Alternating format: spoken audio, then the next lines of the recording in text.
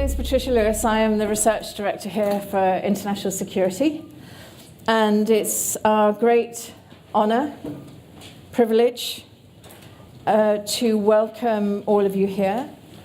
We have been working with the Internet Society to help them in their pathway of their anniversary program for their 25th year. And I was just thinking that it was in 1932 that Huxley published Brave New World, and it was 1992 that the Internet Society was formed. And here we are 25 years on from there. And if you think about the way in which we're starting to understand the way in which the internet affects our societies, going back to Huxley is not a bad idea. And so we're really pleased to be able to co-host this. And as you see, we're so joined up that Kathy and I had a wardrobe consultation. Our wardrobes talk to each other through the Internet of Things. There are sensors that transmit information that then are, I don't know about your chip in your brain, Kathy, but mine was telling me wear red today. So they're colluding against us. But anyone here who's not wearing a red jacket, you're just not with the program. So, and we thank you, because obviously we wanted to be a little bit separate and different. So we've got a really interesting afternoon here. We have opening remarks by Eric Hoser, which I'm sure I've just mispronounced, but I'm doing my very best, who is the Chief Technology Officer of SurfNet Research Associate of University of Utrecht, and an Internet Hall of Fame inductee. Kathy will be chairing that, and then the panel in which we have our illustrious panel here talking about the theme of the day. So this event is being recorded, and it's on the record, and it's being video streamed. So when we go into the question and answers, be aware that you will be heard by people online. It is not, I'm sorry to say, under the Chatham House rule. We do meetings under the Chatham House rule, quite a lot of them, but we often do meetings at Chatham House that are not under the rule, so it's definitely on the record. And we are very much looking forward to hearing from the people in this room, so many of you who have been involved with the internet from its very beginning, and who have been the engineers of the internet, and so many of you who have been involved in the policy of the internet and understanding the way the internet works with society. And it's bringing those people together in this forum today that we really want to do. So be as provocative as you can be. Perhaps I shouldn't say that to you. Be as creative as you can be. And I don't think I need to say that to you. And as constructive as you can be. And perhaps I do need to say that to some of you. So thank you very much. We really appreciate you all coming here. I can't thank the Internet Society enough for the collaboration and the spirit in which we've done this together. So Kathy, I'm handing the session over to you now, and I look forward to listening and learning. Thank you very much.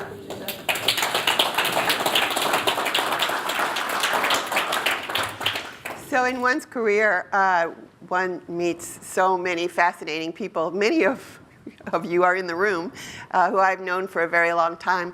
Patricia is a relatively new companion, and we served together on the Commission on Internet Governance, which was a 2-year commitment, which I was the official observer of some sort, but in any event, we got to have a lot of conversations about the internet and this notion of governance, which all by itself we thought about. Can you really govern the internet? Or do you do governance on the internet or around the internet? Or who are we governing? Ourselves? Certainly not the technology, but you can imagine that kind of conversation. And this year, Patricia really, with such generosity, has offered us a place in this house, this home, this building, and also with her in their pursuit of intellectual rigor and exploration.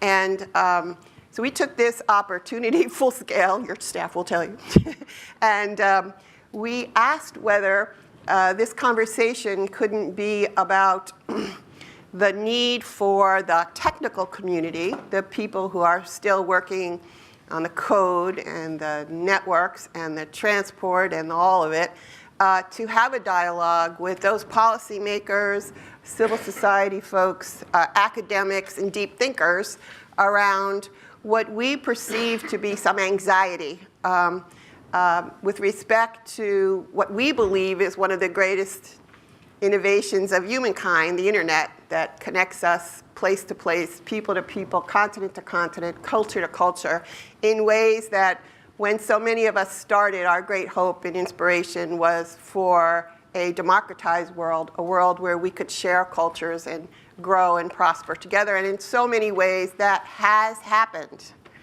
But not for everyone, not yet, first of all. And secondly, some things popped up along the way, i.e. that the internet was actually a best efforts, very voluntary network of networks, and some security issues certainly did pop up when you start using it for all of the things we've managed to use it for. And we also find, like almost every other technology in the world, that if it can be used for good, it can also be used for bad. And so we feel this anxiety about what do we do now? And so that is why we're here. We are very delighted that all of you have joined us. Our rule one is we don't have the answer. We together have to create the answers. And so that's what we're going to do for the next couple of hours. And we've asked Eric to start off to provoke us a bit. He comes from the technical world, but he is also someone who could speak to the intersections of what I believe is going on today. So Eric, if you would take the podium. Thank you very much. It's a real pleasure to be here. And for years I've been sitting in meetings all around the world that were operated according to the Chatham House rule. And here I am finally in the Chatham House in a meeting that is not done according to the Chatham House rule. This kind of spoils the fun, doesn't it? But let me start with the Chatham House rule.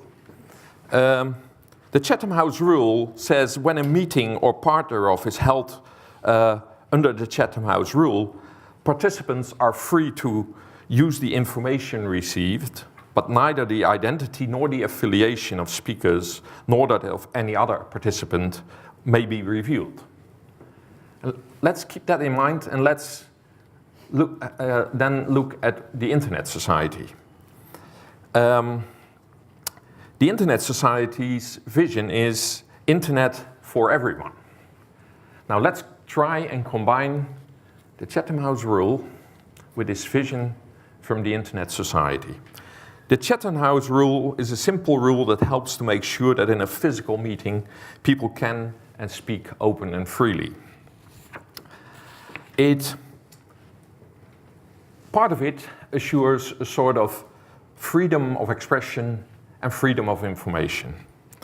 It suggests transparency, easy access, things that are the foundation of the internet as we know it, and which are the main reason that the Internet Society as its mission has to promote the open development, evolution, and use of internet for the benefit of all people throughout the world. The Chatham House rule also suggests that the information has been debated and therefore has, I would say, some kind of legitimacy. But the other part of the Chatham House rule is about identity. And we all know that on the internet nobody knows you're a dog. But everyone can call you a bitch. In a physical meeting under the Chatham House rule, people value the anonymity, and it encourages them to speak their minds. I've been in many meetings under the rule, and it really helps that people feel free to open up and be somewhat provocative, try to really say what's on their mind. There's no threat to doing that. Inside the meeting room, they feel protected by a moral, cultural code of conduct, and outside the room, they are not identifiable. Now, if we try to apply that to online, it doesn't work. There's no inside the room versus outside the room on the internet. You're either anonymous or you're not. If you're a journalist working in a country with a repressive regime, and there seem to be more and more of those, starting even with not letting your press attend a press conference of your president, you value anonymity in this case. Anonymity is your friend. Tor is your friend.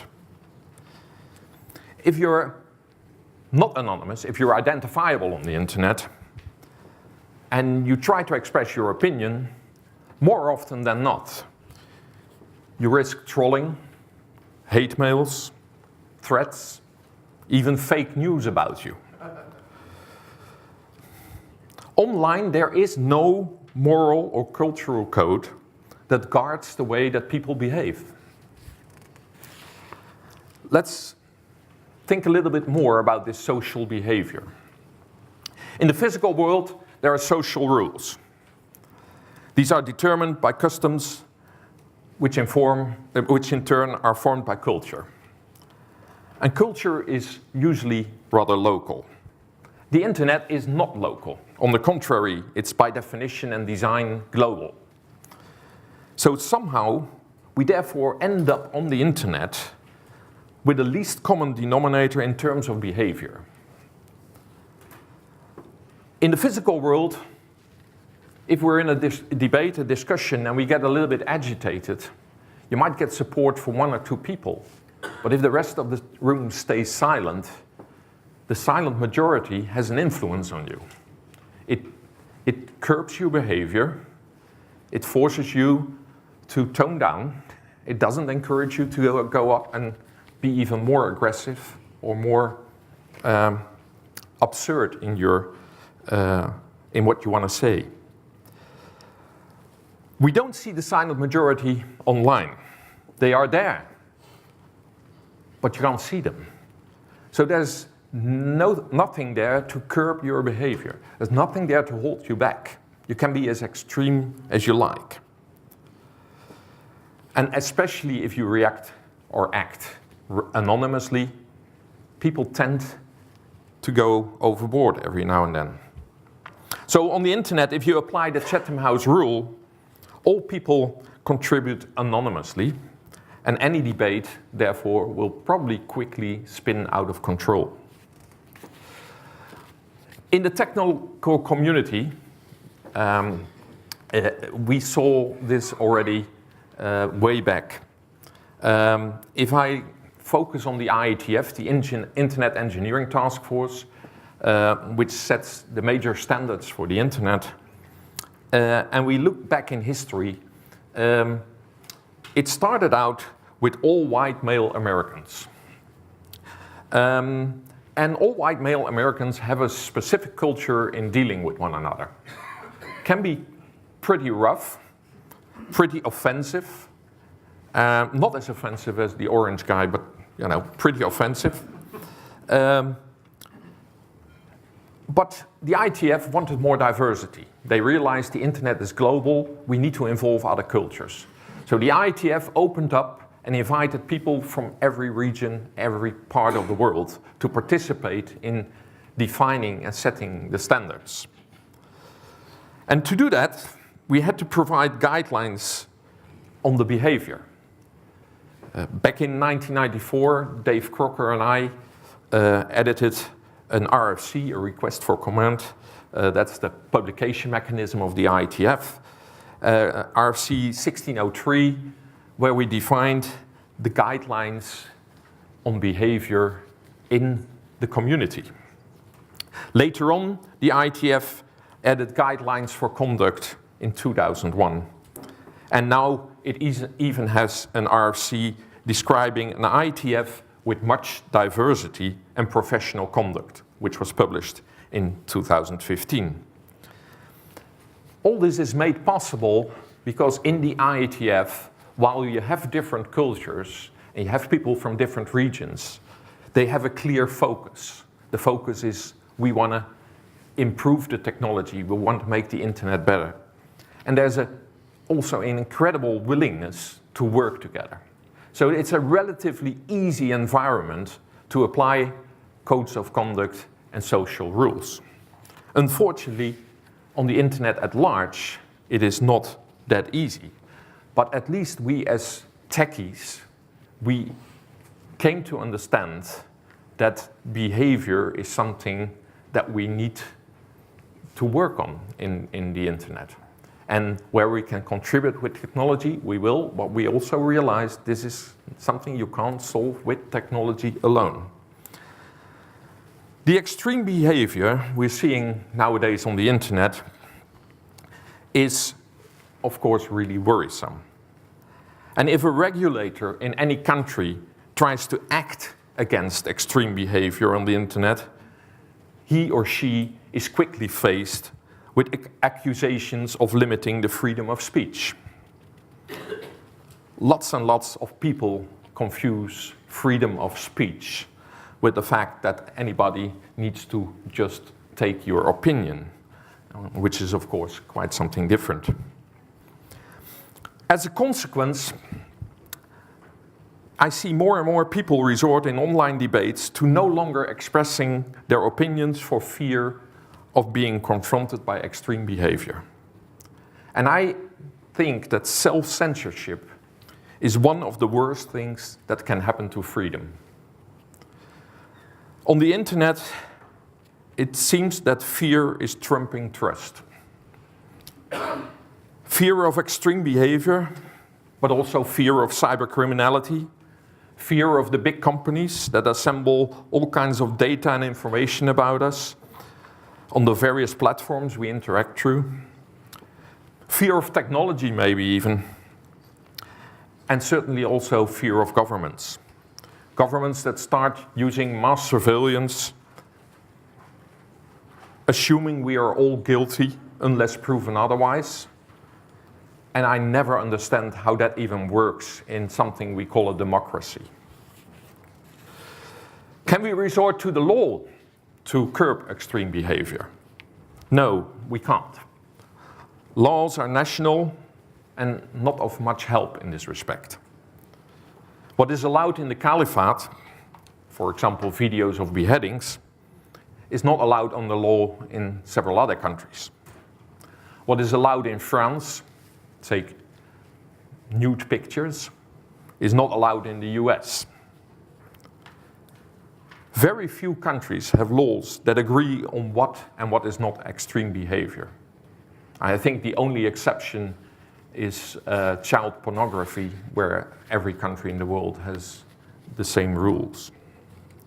But on anything else, laws differ and are not usable for this. So what are the consequences? The civil debate, according to a Chatham House rule, is hardly possible online. This leads to an extreme online behavior in debates, which in turn leads to self-censorship and ignoring the silent majority. Trolling, fake news are growing in size and in strategical importance. They are not only used towards individuals, but also against organizations, politics, and states. The current debate going on in the US about the elections is a clear example of that. But the same happens in other countries. Populism is on the rise because of this. People lock themselves up in their filter bubbles, thus exacerbating the problem. It endangers democracy, it endangers freedom, and it certainly endangers the internet. So, the internet for everyone, but does everyone still want the internet?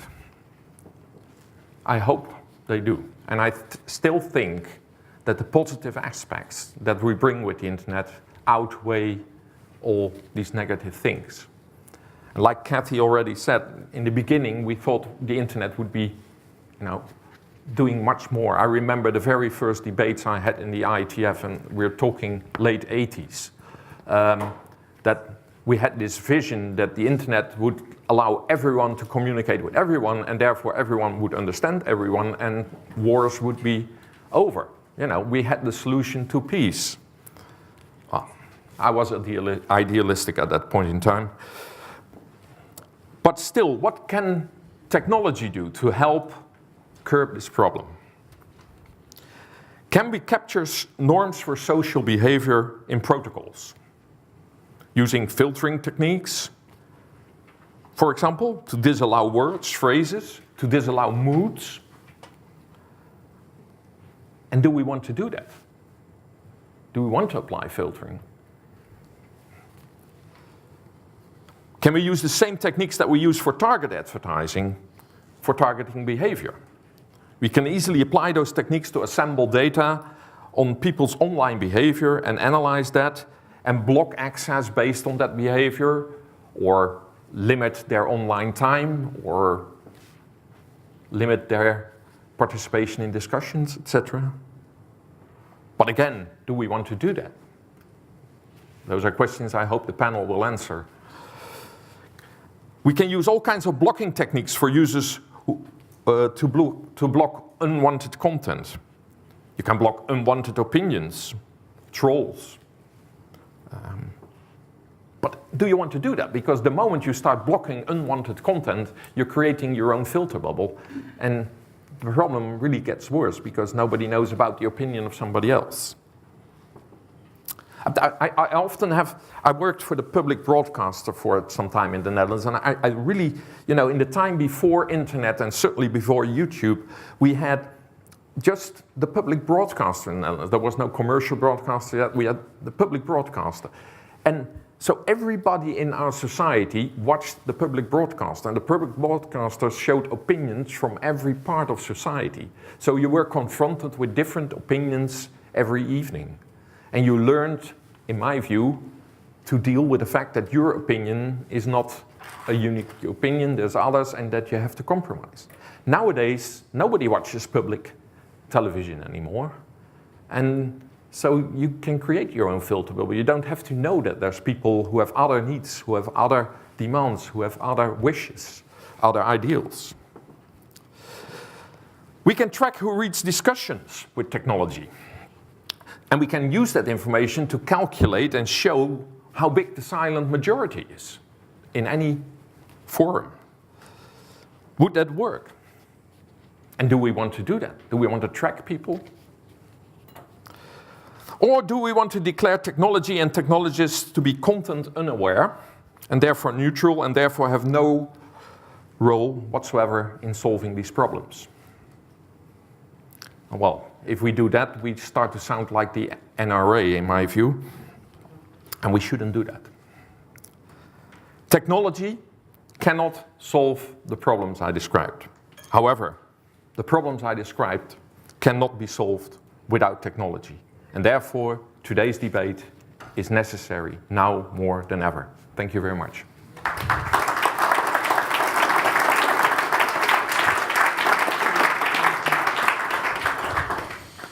So I asked Eric to provoke, and he certainly has. I think there's a number of statements that we could take up in and of themselves, but perhaps the most important thing is to deal with this idea of fear. Because I heard that word a lot, did I not? And I think it's because it reflects some things we're hearing in our worlds, in all of our worlds. I want to, I'll say this, and then I'm going to introduce this esteemed panel. To combat fear, we have to go through it, not around it. So that's what we're going to try to do here, okay? So this wonderful panel. James Aroro is the close member and colleague of Chatham House. He is the director of the Ditchley Foundation and has a long and distinguished career in the British Foreign and Commonwealth Office. And I know he's going to bring some key insights and has a real specialty in the security area. Dr. Numa, I have to get your, I always get your Nigerian last name wrong, so let me try it. Okarafor, not bad, huh? Is just a wonderful colleague that I met when she received the GemTech Award for the work she is doing in educating girls in Africa. She herself is a PhD computer scientist and engineer. She is an esteemed colleague who I think brings much to the table on what the future ought to look like. Here, Dr. Shaw is a very valued partner for the Internet Society and the people of the Internet Society in Pakistan. He is the chair of the Telecommunications Regulatory Authority there. He has been a key collaborator in a stakeholder conversation that we have been having in Pakistan. He's a very forward thinker and is champion for digital accessibility issues. Even last night over dinner, that was at the top of his mind. So he brings this to the table. Rebecca McKinnon directs the Ranking Digital Rights Project at New America. This project is interesting. She, in the private sector, as a member of civil society, ranks companies, internet companies, for user privacy and for their freedom of expression. 22 countries, you might take a look at the website, it's quite fascinating. Over 35 indicators. One of the things that Eric raised and that I think we want to address is this idea of norms. I hope we'll get to that, but there's different perspectives right at this table. I thought, let's take up the fear thing right away. I thought if each of you would just talk a little bit about where you sit in the ecosystem and where you stand on the hope for the Internet's future and the fear that we just heard about. So, James. Well, good afternoon, everyone. I spent quite a long time trying to transform a part of government to take account of the rise of the internet and the growing importance of data. And I left that to go and run the Ditchley Foundation, in part also because of the internet. And what I wanted to go to Ditchley for was to have a space and place to try and think about the redefinition and renewal of the West. For example, whether we still wanted to call it the West and whether that made any sense in an interconnected age, in the digital age. And I think that's an important project for some of the things I was just going to bring out on my fears.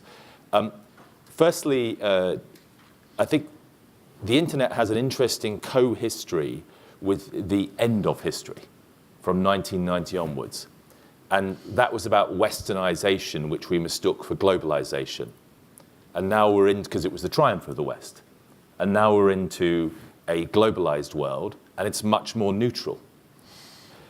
That's and that's an opportunity, but it's also a fear. That's linked to me for something else I want to throw out, which is there's a huge opportunity in what the internet does about collapsing place. And that's new, and that hasn't happened before. The way that you used to operate different systems, different value systems, was one was over there, when in Rome you did as the Romans were, and another one was over here. And that's not true anymore.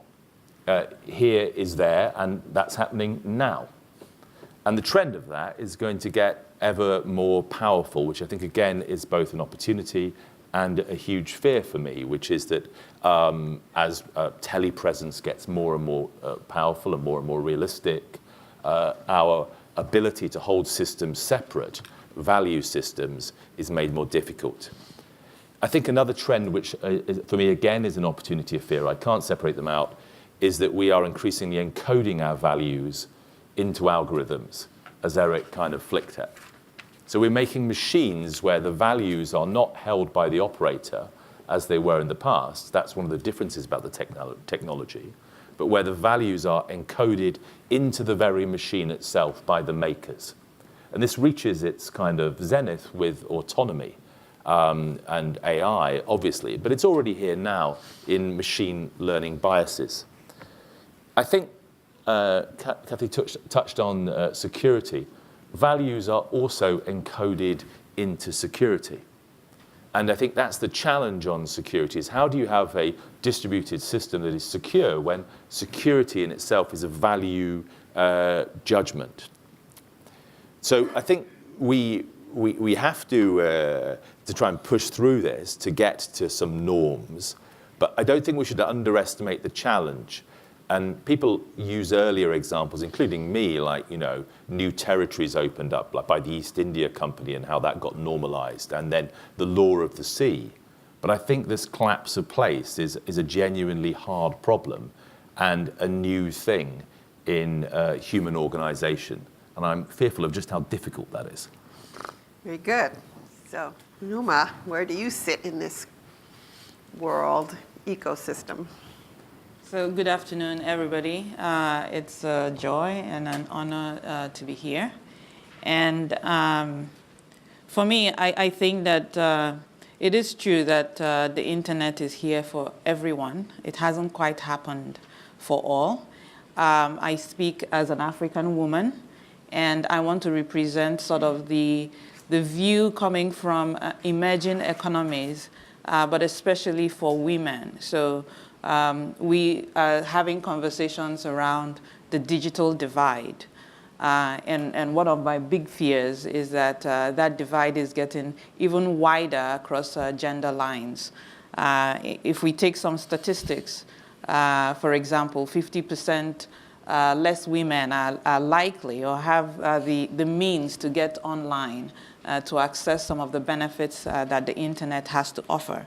And so I fear the rise of the second digital divide, not just across economic lines, but especially across gender lines. And so part of what I worry about is how we bridge that digital divide.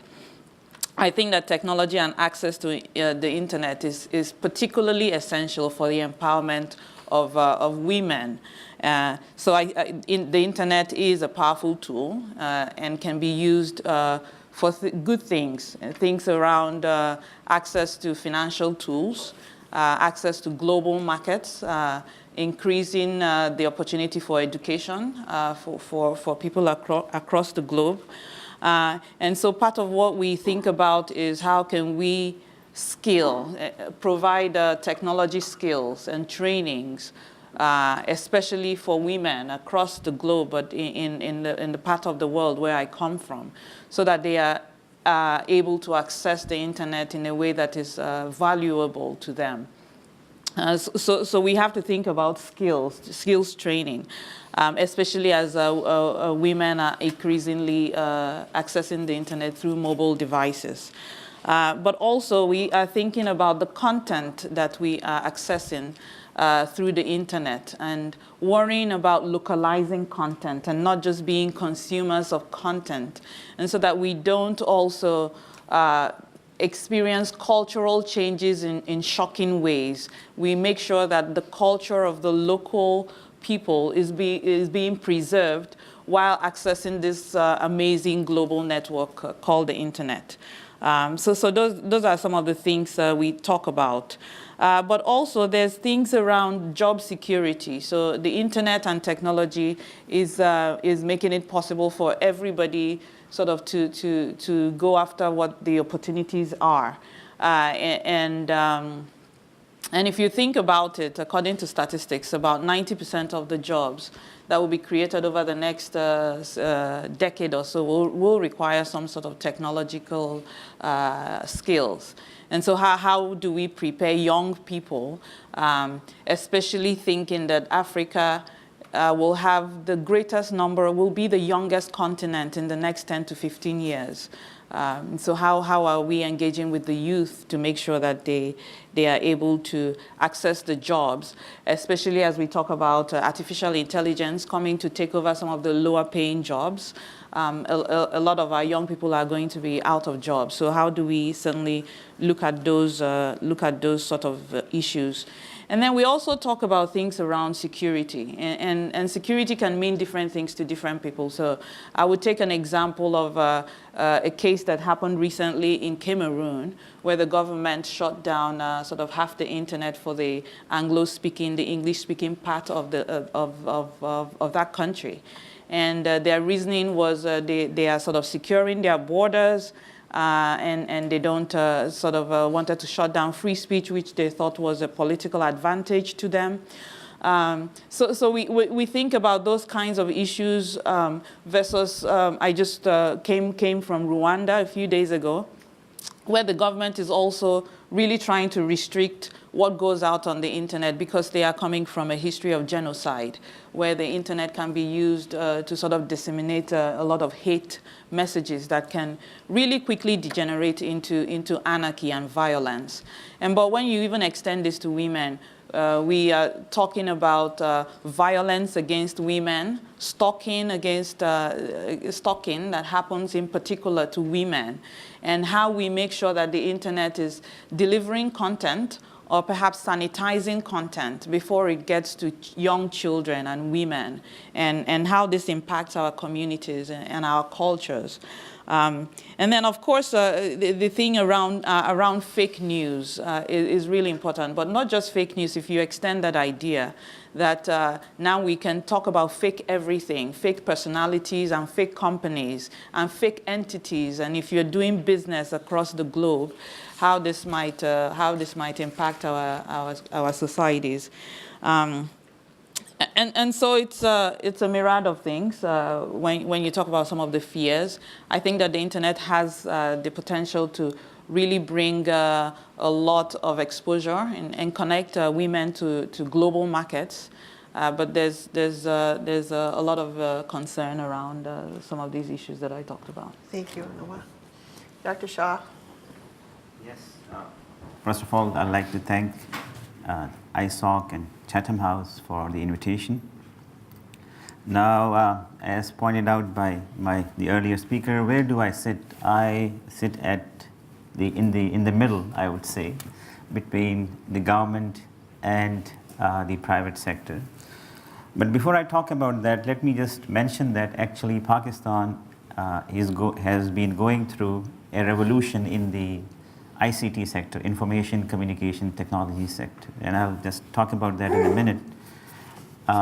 And you have really to come there to see it, or we can actually give you even a virtual tour if you want. But things are happening in Pakistan. Although internet was there since the 90s, but the real change that has happened is because of the mobile internet in the last few years. Before that, as a telecom regulator, my job was very easy. Actually, I wasn't there, but the predecessor's job was very easy. There was these spectrum that they would give out, and the companies would buy that and provide voice connectivity. And that was the basic role, and you had to, as a regulator, make sure that the quality of service is good and things are working fine. But once we had the internet, and let me tell you before, when I joined in 2013, we had 3.79 million broadband connections. And as soon as we had the mobile broadband technologies, both 3G and 4G technologies, now that number stands at 43 million. So from 3.79 million 3 years ago, we are now at 43 million.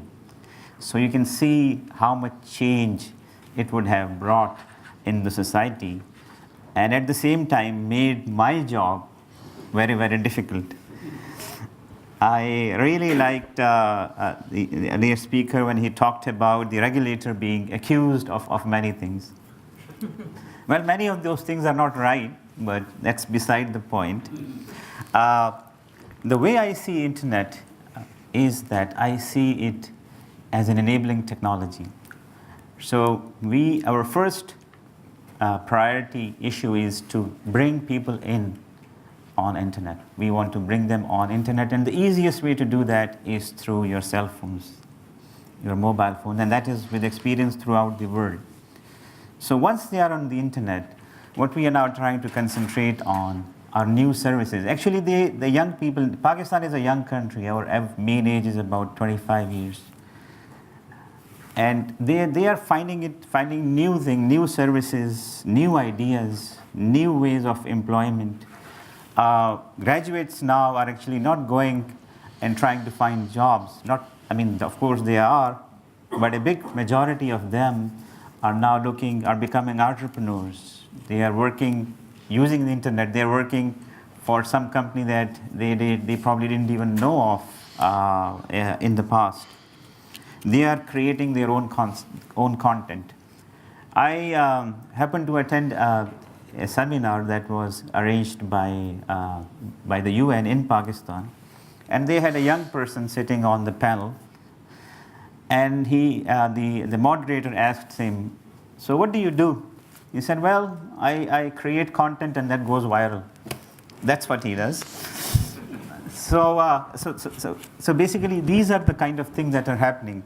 Financial inclusion through the internet has increased tremendously. In fact, now we have a vision that by 2020 we would like to have 50% of the adult population have a bank account. And that has been made easy by the regulations that we have. So in that sense, we have, I believe, worked quite well with the State Bank of Pakistan and the other authorities. There are issues also. For example, if you look at just the connectivity part, as we just heard, the digital divide is not only across people who are connected or not connected in the physical sense. So it's not just because depends on the region where you are. Let's say you don't have connectivity or you have connectivity. It is across gender also. So we don't have enough female, for example. We don't have enough people with disabilities, which is a topic very close to my heart, on the internet. And slowly and gradually, we also have another kind of disconnect, and that's going to connectivity issue or digital divide. That's probably going to increase, and that is the skill set. People don't have enough skill sets to actually use the internet effectively. So far, our organization as an authority, and just to put things in perspective, we are kind of the equivalent of Ofcom here. We're mainly, as I said, concerned with connectivity. Content was not an issue for us because we were not dealing with that. But somehow, it is now coming to us. And we have to deal with it because the society, as I said, with the rapid growth from 3.79 million to 43 million broadband users or internet users, things have changed a lot. Now everything is kind of thrown towards us. And what we are seeing is that the physical world is becoming to be the cyber world is becoming a little difficult, very difficult as compared to the physical world from the content point of view. What is happening is that everyone would like to use the internet, but when they run into problem, they say, okay, so whom should we go to? And then they come to us. And in most cases, actually I would say we don't have the answers. And it's my own organization's abilities also to deal with these kind of issues that we have to work on also. However, I am optimistic. I think if you look at the history, look at all the technologies, look at for example, the printing press, people at that time were opposed to that. Television, people were opposed to that. Radio, people were opposed to that. Now we have the internet, which is the fastest growing technology of the human history. There will be some issues, but I'm a firm believer that the advantages outweighs the disadvantages by a big margin. All these issues, all the questions that they were raised, we will eventually find the answers, or we may not be able to find the answer, the exact answer, the right answer, but with a multi-stakeholder approach that we are now moving into, at least in our organization. So I say even the public, you are also, or the citizens of the country, of the world, are also now part of the regulatory process, so to say. As far as we are concerned, we are trying to unregulate. We try not to be the regulator. We try to be the facilitator. So that's what we have. Thank you so much. Rebecca, perhaps a word or two about this privacy issue. Sure. Well, listening to Eric's very wise remarks, I'm actually going to kind of back out even further and dust off an argument I made in a book that I published 5 years ago called Consent of the Networked, in which one thing that really struck me about Eric's remarks is sort of our challenge in governance. We don't have the right kinds of governance structures to really address the problems we're facing. And I've made the argument in the past that in a way we've hit a moment that the world was in when the Magna Carta was published. And I'm not talking about the need for yet another charter or Bill of Rights. We've got Net Mundial principles, we've got the 13 principles for surveillance and human rights. We've got all kinds of treatises and declarations and lists of rights and principles. That's not what I'm talking about. What I'm talking about is the fact that the parallel that around the time of the Magna Carta, there was coming to be a realization that the system of governance that everyone assumed was the only possible system of governance, the divine right of kings, was no longer fit for purpose.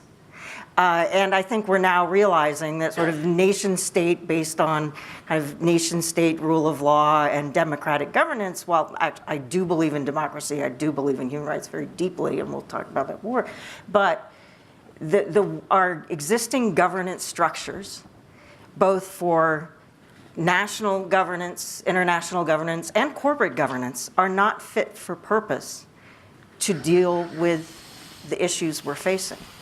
And the question, I think, really is, how do we develop, support, and sustain an internet that will sustain the kind of society we want to have for our children and grandchildren? And right now, the incentive structures, I think, around regulation at the national level, and also sort of the way in which corporations tend to be driven, the incentive structures, is not leading us in the direction we want to go. And so I think that the Internet Society, Chatham House, many of the other institutions represented in the room are in a great position to help us begin to think, to bring together the stakeholders, the technical community, the business community, regulators, policymakers, civil society, to really think about how do we address these problems. And so I also don't think it's going to be some kind of grand plan, top-down thing that we're just going to suddenly innovate, or somebody's going to come up with a brilliant idea. The next global governance structure is X. I think it's going to evolve very organically in a very internet-y way. Right? And so I think many of the people in the room are involved with efforts that are trying to get at different pieces of how do you hold power accountable in a digitally networked world? How do you ensure that human rights are respected and protected, and that everyone using the internet can exercise their rights, whether they're female, whether they're a religious minority, whether they're underage, whoever they are. And how do we hold abuse accountable, and also fight crime and keep people physically secure as they have a right to be? These are really tough questions. And so the project I'm doing now, and I'll stop talking, we can get to the discussion, is one effort to kind of look at a piece of that, which is, okay, for companies, how do we incentivize companies to contribute to the kind of internet we want for future generations? What are some of the principles and standards we want companies to adhere to beyond just maximizing the bottom line for their shareholders? And that includes human rights. We've got the UN Guiding Principles on Business and Human Rights. We've got a number of principles that have come together. And so how do we develop a set of standards to benchmark companies just on two rights, freedom of expression and privacy? And so how do we build sort of a system for companies to make commitments, to assess whether they've made the right kinds of commitments, and to try and provide some tools and some data, both for policymakers and for civil society and for companies themselves and for investors, to have a conversation about what kind of internet we want, if we want to have a society in which power can be held accountable, in which an investigative journalist can communicate with sources without ending up dead in a ditch, in which young people can talk to one another about their religious ideas that are perhaps immature and unformed without being attacked, or just make friends, that kind of world. It's not going to be easy, but we need to figure out really what are the accountability mechanisms, what are the principles, and what are the norms that can protect these rights. How do we get governments also, when thinking about regulation, recognizing that they're part of a broader global system? Not just accountable, frankly, on the internet, you're not just accountable to your own citizens because you're affecting everybody throughout the entire network. And how do we build more accountability, more impact assessment, one might say, into the decisions that are being made and the rules that are being set and the design choices that are being made. So I'll just kind of throw that out and Thank you, take it Rebecca. from there. So let me serve the role of realistic optimist. And let me point out what I think I just heard and what we've also in the Internet Society discovered through about 2,100 interviews that we have done in our community, which is all around the world. And we spent about 1.5 years talking to people from everywhere. This conversation, where are you? Are you scared? Are you happy? Is there opportunity? Is it all done? What's the issue? And we find a startling thing that you just saw play out here. The developing markets are still pretty optimistic. They're saying, please, we want this. This is the backbone of the global economy. One person's loss of place is another person's open market. One person's clash with culture, but you've changed everything I ever believed, is another person's opportunity for innovation and growth. One group of technologists who feel put upon and we tried so hard, how could this be, are a group of 25-year-olds who I meet in Latin America, in Africa, in Asia, who say, we're the engine of growth for the world. Stop it. We don't care about it. We're going to do this internet ourselves.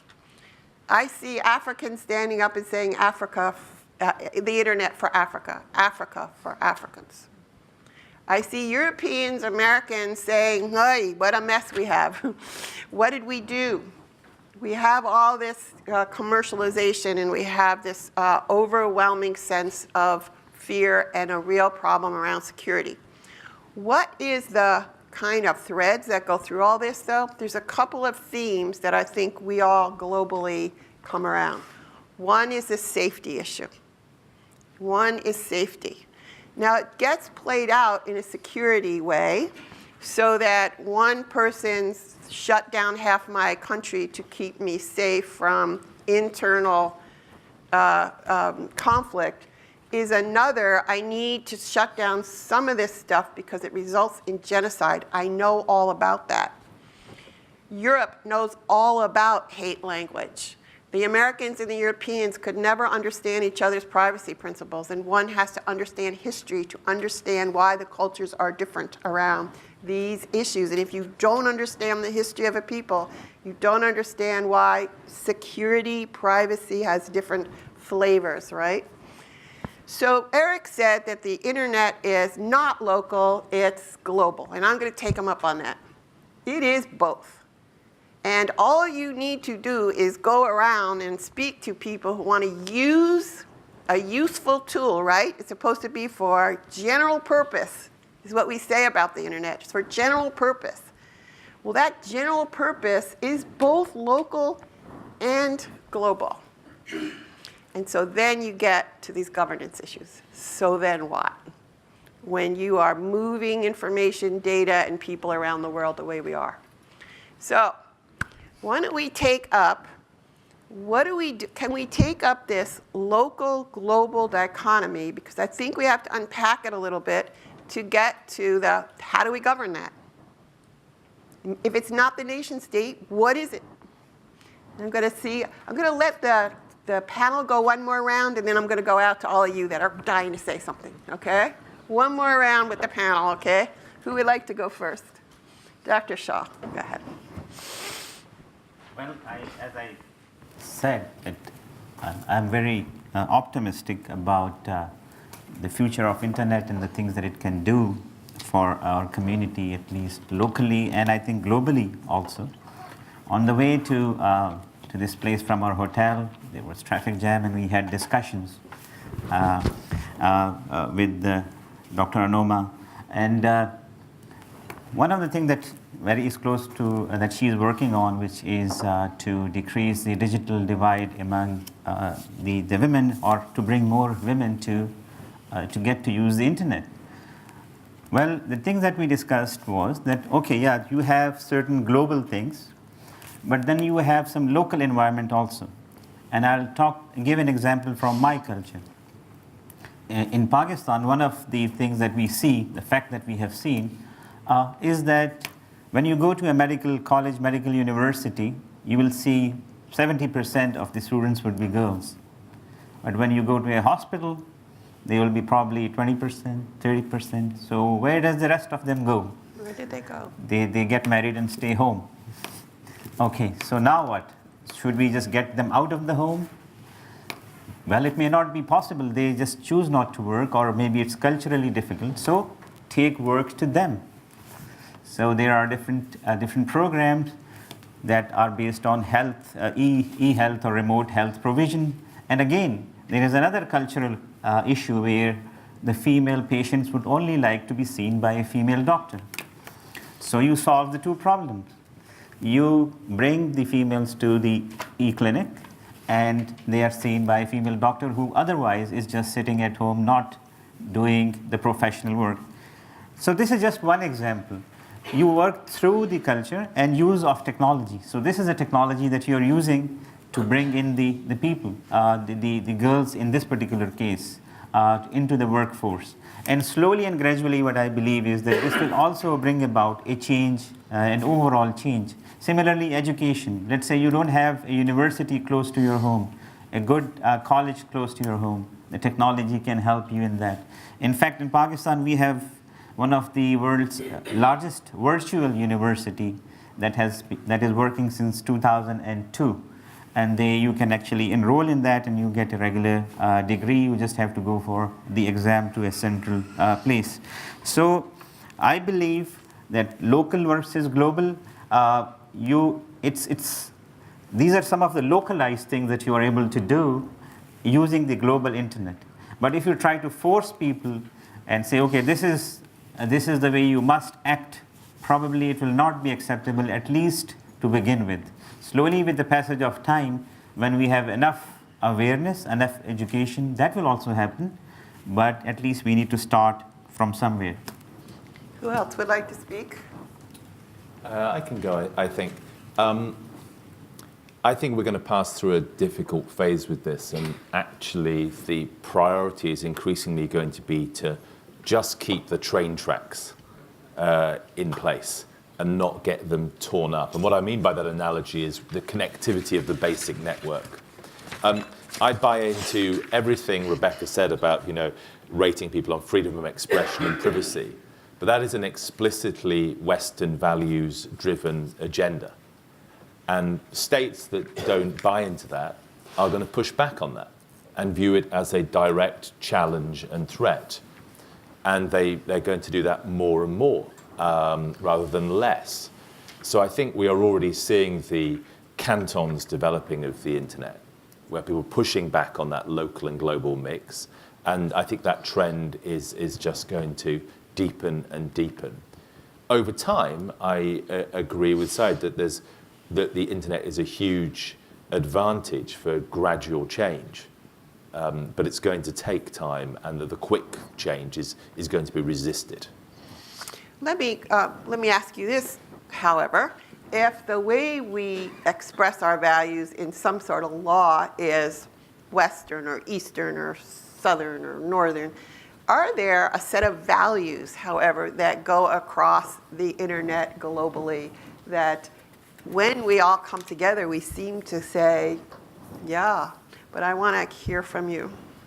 So in part of the work that we do, we are now exploring what we call the global classrooms. Is one of the projects that we are working on in my organization. And this is a concept where we are trying to connect classrooms across the Western world with classrooms, say, in Africa. And the teachers sort of run a project together for a few weeks. And it could be a project as diverse as what does it mean to be an empowered woman, to something like web development. And students talk across each other. And so that's a way where we're sort of using the internet to sort of understand what culturally these things mean. And we've seen some interesting examples where, for example, what it means to be empowered to a young girl sitting in a city like Lagos, Nigeria, is quite different for another girl in the US.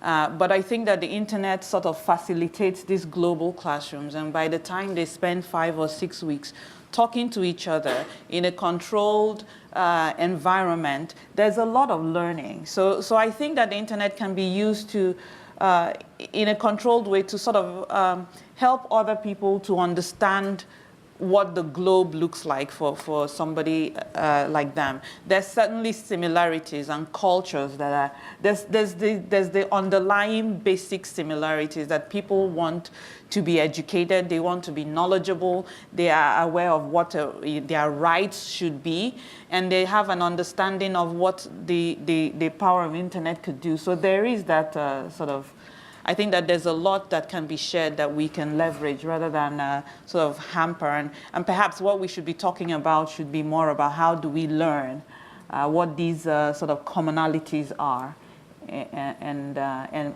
empower that across the internet. So Rebecca, are there attributes of the internet properties that actually go to some universal values? Well, you know, human rights, there's the Universal Declaration of Human Rights, Article 19, free expression, Article 12 deals with privacy. And I would push back a little bit that nobody other than Westerners cares about these values. In our Corporate Accountability Index, actually one of the companies that does very well is Kakao from South Korea, where both civil society and political system have been pushing for companies to respect user rights. So I'd push back a little in that sense. And I'd push back in that we've been hearing since we started this project from people on every single continent who want to use our methodology to evaluate companies in their countries. And so even if their governments aren't interested in having people do this, there are lots of people, humans, members of society, who find this quite important and believe there needs to be greater emphasis on these things and believe that this is in their interest. And I would just finally say the most powerful case that I've ever heard made for freedom of expression came from a Zimbabwean journalist and activist, Tarai Maduna, who said, if I don't have freedom of speech, I can't talk about who's stealing my food. So, you know, I think this is not just a Western value. I think, you know, more broadly, we're seeing movements for accountability, for resource accountability, for basic competent economic governance all over the world. And without freedom of expression, without the ability to organize privately, without being under constant surveillance, you cannot improve governance in Africa. You cannot improve governance in Central Asia. So and this is where I'm saying the nation-state governance system is somewhat unfit for purpose, in that these nation-states that are pushing back against these values are actually not representing and serving their own people's rights very well. I'm not saying that Westerners should come in on as knights in shining armor on white horses. I'm saying that people in these regions and countries need to be empowered to better articulate their needs and have governance that is more accountable to them. If I can add to that, just what Rebecca said, I think that that's a really important point you made, that the people actually are trying to use the internet as tools for advocacy or change and to have their voices heard. And I think of an example with the recent girls who were kidnapped by the Boko Haram group, and how women and young people use the internet and the social media to create the Bring Back Our Girls campaign that sort of brought international visibility to this issue. In spite of the government trying to sort of suppress any kind of news that was getting out. So I think that there are issues that certainly human rights and the rights of women that is sort of cuts across the internet. I will add to that, and I'll see if there's others who want to pick up a thread. But the same zeal for human rights is there for economic growth. That's so right. I wish people could walk around the world with me and see the innovation that is going on because of this connectivity and because of the thinking that we can use this to do new things in ways that are quite new. They're quite new. All right, look at this. You ready, everyone? Okay, this fellow, this I have to go in the back because you've been really trying. Thank you. Thank you. My name's Dave Massell. I'm treasurer of a group called DevSecOps in the BCS. Could you speak a little Hello, louder? my name's David Massell. I'm the treasurer for the DevSecOps group of the BCS. I'd just like to say that... Thank you for the intro. This is our friend Vigilio. My journey began in 1969 from a Bletchley Park wren teaching me computing, about the same time the internet was first working.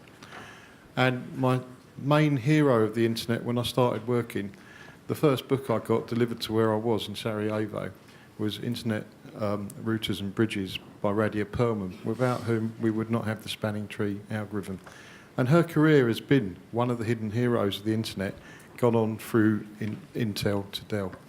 Question for the panel, something that perhaps makes Dr. Shah's easy is the ability installed in every Intel motherboard called the management engine. It's been revealed as a vulnerability this week, but Black Hat have been presenting it for about 10 years now. So, Rebecca, our first charter, if it affects my beer, I get upset, and our first charter of beer was Magna Carta, and the global value in there is that there shall be but one measure of beer, wheat and corn, that being the London Quarter. And that is an international value whether you drink beer or not. So, challenge for the panel, have we reduced our internet because of this management engine and equivalents in other areas which spy on you, creating a W3C compatible DRM lock on everything you do, making Dr. Shah's work easy on every one of your Intel motherboards? Please Google the ME for Intel. Have we made a rod for our own backs and gone back a bit with this tiny little IoT engine of about the power of my first DNS system on the internet circa 1996? Thank you. I'm not sure one of us can do that, so I'll take it, but we got people in the room who can, so we'll come back to this. John. I'd like to... Introduce yourself, please. Jonathan Taplin. I think that's okay. We're doing identities here, right? Okay. I'm the director of the Annenberg Innovation Lab at the University of Southern California. I want to tie two things. One that Eric said, which was this question of extreme behavior, and what Rebecca said about corporate accountability. And to me, the elephant in the room is that the vast majority of extreme behavior is put forth over two platforms run by the largest firms in the world, Google and Facebook. And they have the largest audience, 2 billion on Facebook, probably at least 2 billion on Google. And we probably know that if we could find some norms that Kathy was looking about, like, for instance, is it okay to have a beheading video from ISIS on YouTube, or is it okay for someone to kill someone live on Facebook Live? If we could reach some notion, I think we all agree that there are certainly technological measures that could filter that stuff. In other words, both those platforms use AI to filter pornography off their platforms. They have made that decision that that's out. And the strange thing in terms of corporate accountability is that it is only when advertisers came to them and said, I don't really like my advertisement on the front of this ISIS beheading video, that they began to do something about it. For years, we talked about this at the lab, and there were 40,000 ISIS videos on YouTube last year, and they did nothing about it. So it's only when advertisers say, I don't really like my paper towel ad on the front of this, beheading video, that they decided they would do something. So, I mean, that's the question for me. How does corporate accountability and extreme behavior jive with those two fronts? fronts? I would say user demand. I have a question. I have someone in the back, and I'm going to let people. I'm going to let 1, 2, 3 questions have, and then come back up here. Okay? Please go ahead. My name is Pradeep Gupta. I'm from India chapter of Internet Society. Hello, I'm Pradeep Gupta. I'm from India chapter of Internet Society. I have a question. See, Internet has given liberty to each one of us. But now, as Rebecca said, now a time has come when the governance issue should be seriously discussed. So, should we create a society or a regulatory body which can take care of the issues on global as well as on local level, and all the governments of countries should be agreed on certain basic principles for allowing freedom? Okay. Anybody on the panel, ma'am? I will take a couple more. I see Yari. Do you want to say something? And then we're going to come back up here, and then I'll go to you, Mike.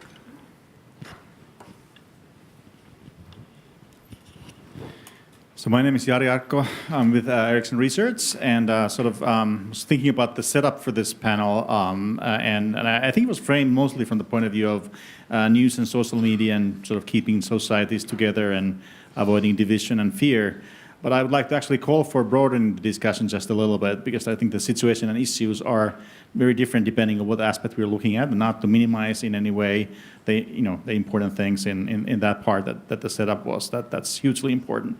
But the other areas that I just wanted to touch on, so to begin with, the human interaction is not just the public sphere, it's also many other things. Communities working together on projects, friends connecting, and the issues in that communication are very different from, say, social media fights on some political thing or some such.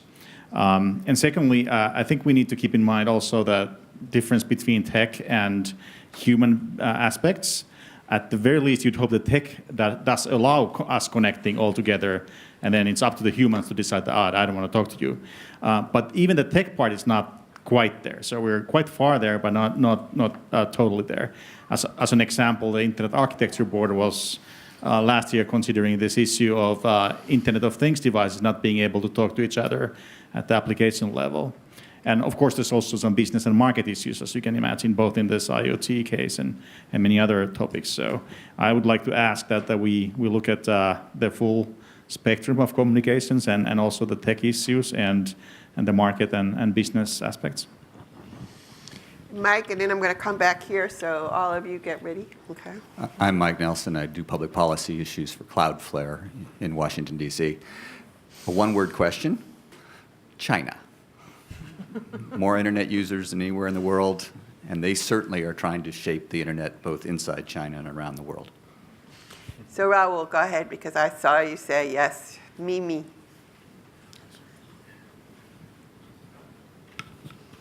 My name is Raúl Echeverría. I work for the Internet Society. I like very much all the interventions, but especially what Rebecca said about the governments. This is something that people don't talk about very much, and I think that is a huge problem, that the governments have not evolved. It's enough for dealing with the current challenges. And for those of us who live under democratic system, we think that this is the best thing that we have done, even despite of the fact that being far to be perfect. But the democracy has not evolved almost anything in the last 100 years. And economy has evolved, technology, science, and so I think this is something that we have to, if we want to really to be in good shape for dealing with all the other phases, this is something that we have to put our finger in. So thank you for raising the point. Does someone here want to respond to something specifically? I see more anxious people in the audience as well. Rebecca. I'd like to talk a bit about the corporate accountability question. One thing that we look at is whether companies are sufficiently transparent about their mechanisms for enforcing their terms of service and about the volume and nature of things that are being taken down. And you know, the answer is there's not much transparency there. There's much more transparency amongst those companies that are being transparent at all about what governments are requesting directly. And so that's one of the problems. But I guess I'd push back a little bit in terms of how well the companies are technically able to police content on their platforms. They've done a good job of child abuse images, which is a much more narrow piece than pornography writ large. I would say that they've actually done a bad job in the broader sense of pornography, however you define it. If you look at all the stories that have come out about, you know, breastfeeding pictures being censored, the young woman who was fleeing in napalm bombing being sent, you know, news and art and all kinds of things being censored by algorithms. So there's actually quite a lot of debate about sexual imagery and whether the companies are doing a good job. So I'll just kind of put that aside for a moment.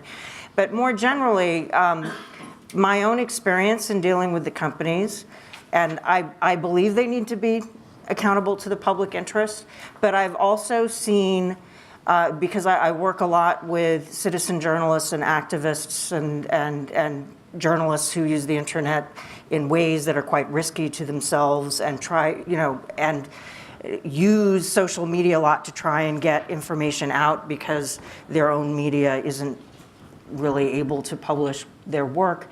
And I've been seeing that since governments began to put more pressure on social media platforms to take down extremism and to take down hate speech, I've been hearing of more cases of activists and journalists sort of being collateral damage in this. And it kind of spans from really silly cases like women named ISIS getting their accounts deactivated to much more serious things where companies, because they're under so much pressure to remove things that get reported and don't have enough humans to kind of look at the context, you're seeing dissidents who are, you know, there's a Chinese dissident who the Chinese government, speaking of China, has kind of, you know, put an Interpol alert on, who had their Twitter account deactivated the other day, really due to an error on Twitter's part.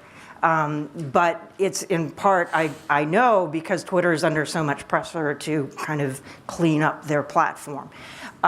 So I think the companies aren't being honest enough and clear enough and having a frank enough conversation with enough stakeholders about what they can and cannot do technically, and you know what their human processes are and how we arrive at better solutions. They're starting to have that conversation on the margins around fake news in particular, but I think this is one area that ISOC might actually really be able to facilitate, because I think not all of these conversations can necessarily happen in public, but the way in which the debate about extremist content and hate speech is happening right now, I think is not going in a direction that's particularly helpful, and that there are going to be a lot of unintended consequences. And so we need solutions. The status quo is not acceptable for anybody, but I don't think there's a simple technical fix to it either. And I think the solution really needs to be a collective solution amongst a lot of different players rather than just saying, okay, fix it, companies, tweak your algorithm and fix it. I don't think we're going to get in the right place. I didn't mean to imply that. I meant that there's a combination of AI and humans. Yeah, I'm sort of skeptical that we've actually got a solution that currently exists. Okay, so I think that needs a lot more work.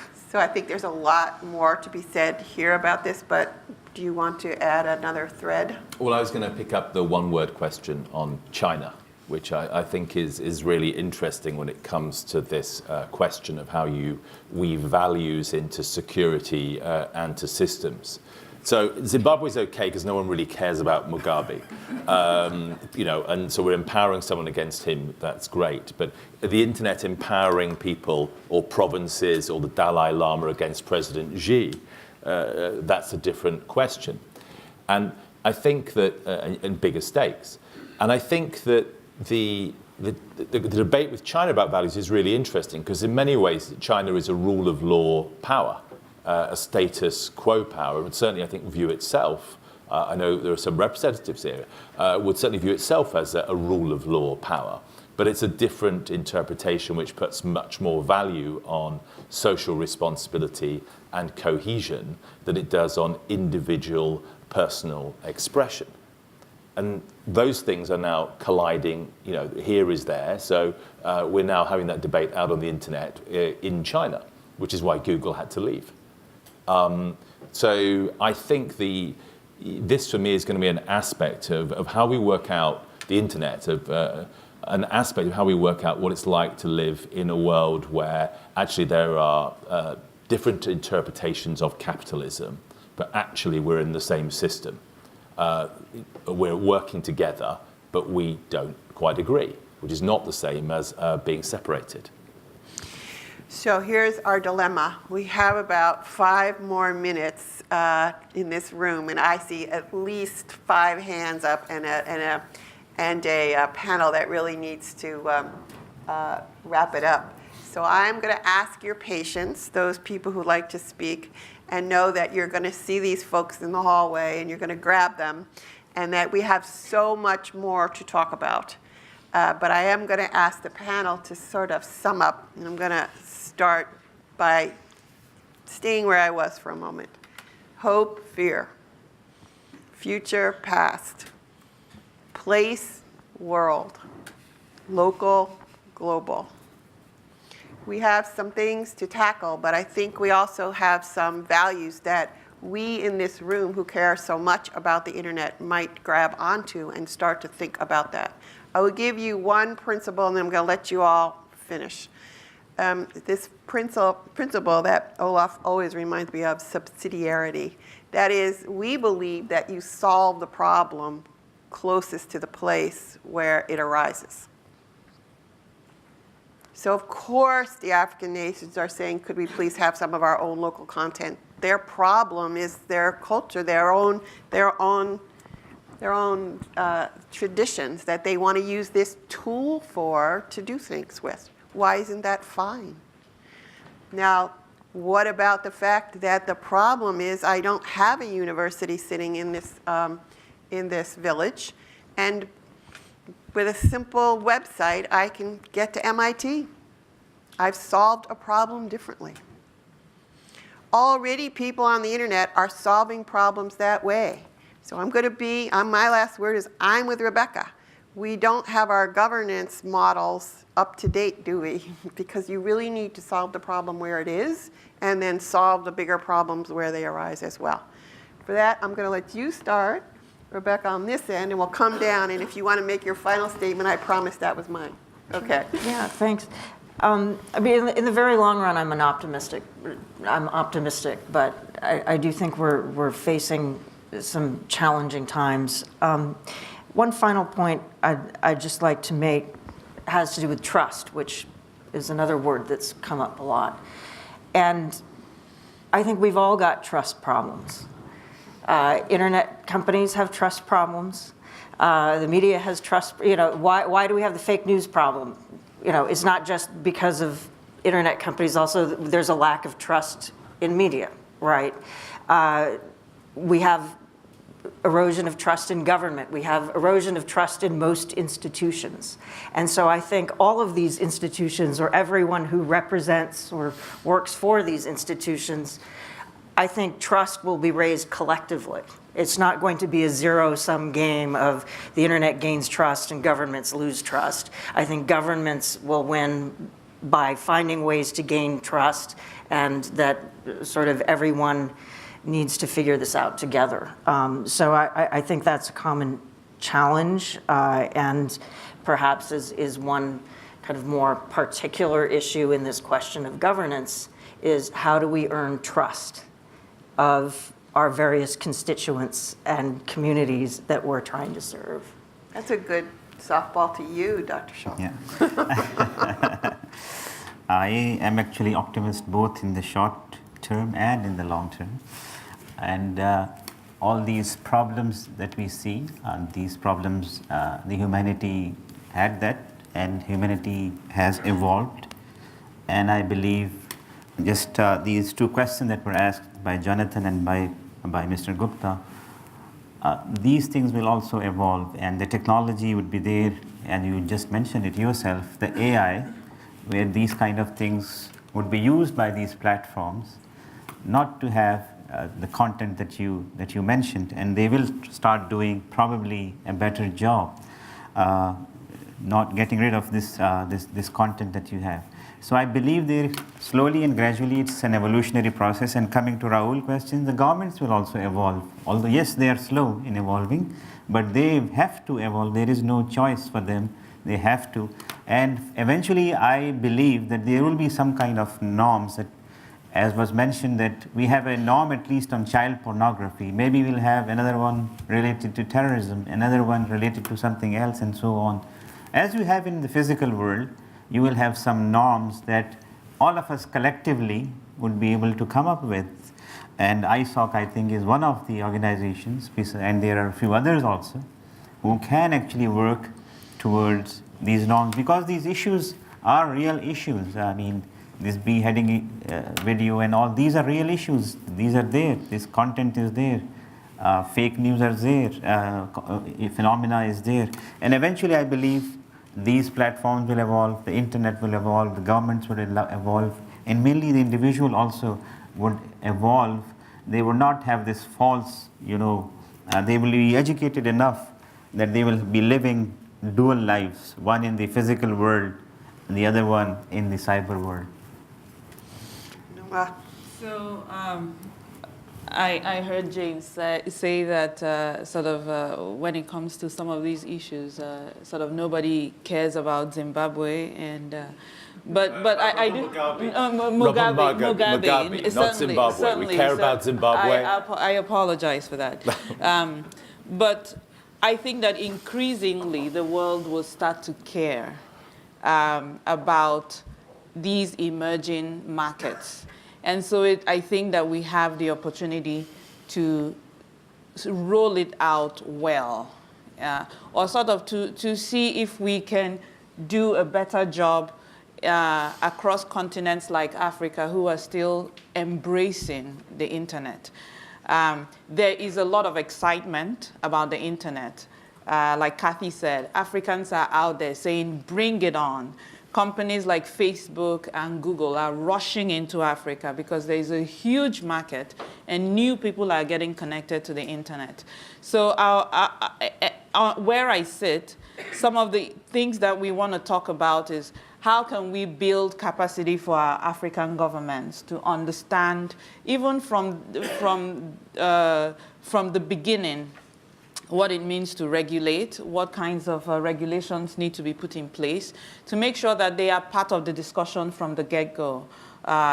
Even in things like IETF, where those standards are being made, where protocols are being defined, that the emerging economies are part of those discussions, so that we certainly are helping to shape how it rolls into our continent. Well, I hope I'm going to escape being trolled by the entire population of Zimbabwe. I look forward to that. I'm hugely optimistic because I think in the long run, things are getting better, and there's great possibilities for innovation and for development and for human growth from the internet. But I think we should be really, really worried. Previous leaps forward in human connectivity, for example, the railways, made the First World War possible by allowing us to get more troops into concentrations more quickly. The aircraft, we kind of upped our game a bit and did the Second World War in some. Of course, there are plenty of other reasons, but an enabling technology to enable new levels of destruction. So I think we need to remember that flip side of technologies as well as the opportunities. You're right. Okay. So thank you. Thank you all. On that positive note, let me thank Patricia one more time for your hospitality. Thank you, Eric. You started us off with that sort of Eric feeling of, oh my goodness, we have so much to say.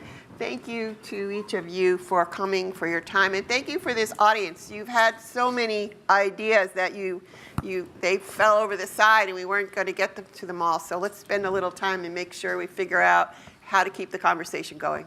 Okay, thank you to the Internet Society and for the staff of Chatham House for putting this together. Thank you.